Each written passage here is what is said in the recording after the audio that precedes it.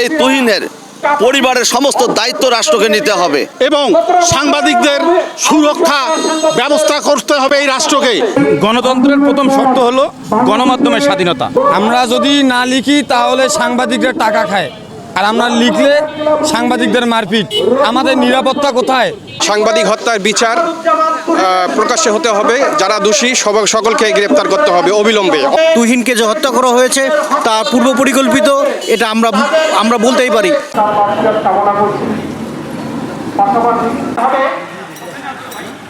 বর্তমান তুহিন সহ বাংলাদেশের যত সাংবাদিক হত্যাকাণ্ডের ঘটনা ঘটেছে, প্রতিটি হত্যাকাণ্ডের সুষ্ঠু তদন্ত করে তাদের আইনের আওতায় আনার দাবি করা হচ্ছে। পাশাপাশি এই বাংলাদেশের যতজন সাংবাদিক নিহতের ঘটনা ঘটেছে তাদের পারিবারিক দায়িত্ব রাষ্ট্রকে নিতে হবে এবং সাংবাদিকদের সুরক্ষায় আইন পাশ করতে হবে। রাজপথে দাঁড়িয়েছি, আপনারা ইতিমধ্যেই জেনেছেন আমাদের গাজীপুরের সাংবাদিক আসাদুজ্জামান তুহিনকে নির্মমভাবে হত্যা করা হয়েছে। আমরা দেখেছি স্বাধীনতার পরবর্তী থেকে সাংবাদিকরা খুন, গুম, মামলার শিকার হচ্ছে। যে বিগত সরকারের আমলে 16-17 বছর কলম সৈনিকদের কলম শিকল দিয়ে স্থগিত করা হয়েছিল, কিন্তু সবার প্রত্যাশা ছিল বর্তমান সরকার এই আইসিডি আইন বিলুপ্ত করে কলম সৈনিকদের কলম নির্বিঘ্নে চালানোর জন্য সঠিক তথ্য উপস্থাপন করার জন্য সুযোগ করে দেবেন, কিন্তু সেটি হয়নি। বরাবরের মতোই এখনও আমাদের সাংবাদিক ভাইরা বিভিন্ন জায়গায় নির্যাতিত হচ্ছে, হত্যার শিকার হচ্ছে। সে জীবনের ঝুঁকি নিয়ে সেই কাজে ঝাঁপিয়ে পড়ে, কার জন্য? রাষ্ট্রের জন্য, রাষ্ট্রের মানুষের জন্য। তাহলে একজন সরকারি কর্মকর্তা কর্মচারী যদি রাষ্ট্রীয় সেই আইনে যদি সুরক্ষা নিতে পারে, তাহলে গণমাধ্যম কর্মী কেন পারবে না? সাংবাদিকদের সুরক্ষা আইন দ্রুত প্রণয়ন করবে উপদেষ্টা মণ্ডলী বা উপদেষ্টা সরকার।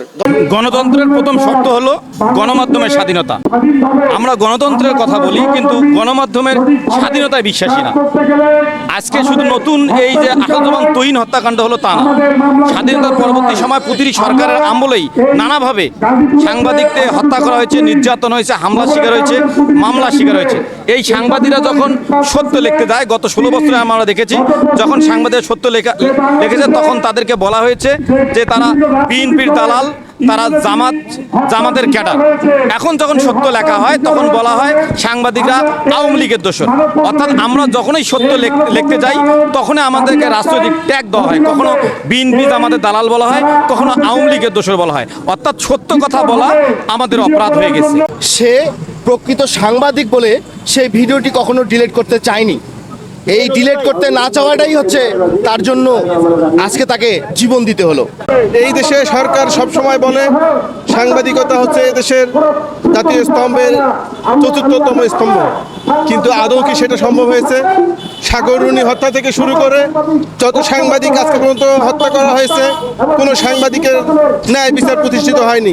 আমরা যদি না লিখি তাহলে সাংবাদিকরা টাকা খায়, আর আমরা লিখলে সাংবাদিকদের মারপিট। আমাদের নিরাপত্তা কোথায়? আমাদের নিরাপত্তা নাই। আমাদের লিখলে আমাদেরকে মাইর খেতে হয়, মাইর খাওয়ার পর আমাদের হত্যা করা হয়, হত্যার পর আসামিদের আটক করে 2-4 দিন পর জেলে থাকার পর তাদেরকে আবার ছেড়ে দেওয়া হয়। এভাবে চলতে থাকলে আমাদের সাংবাদিকদের কোনো নিরাপত্তা থাকবে না, আমরাও কলম চালাতে পারবো না। এই মানববন্ধন থেকে আমরা বলতে চাই, বাংলাদেশের সাংবাদিকরা সঠিকভাবে সত্যকে সত্য, মিথ্যাকে মিথ্যা বলে আমরা সংবাদ প্রচার করতে চাই। আমাদের এই অধিকার অবিলম্বে বাস্তবায়ন করতে হবে। সাংবাদিকদের দাবি আদায় না হওয়া পর্যন্ত আমরা রাজপথ ছাড়বো না।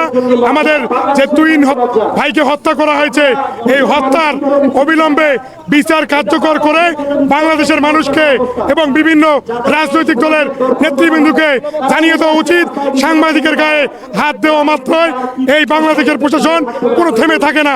আজকের সাংবাদিক নির্যাতন, সাংবাদিক হত্যার শিকারের জন্য দায়ী আমরা সাংবাদিকরা কম নই।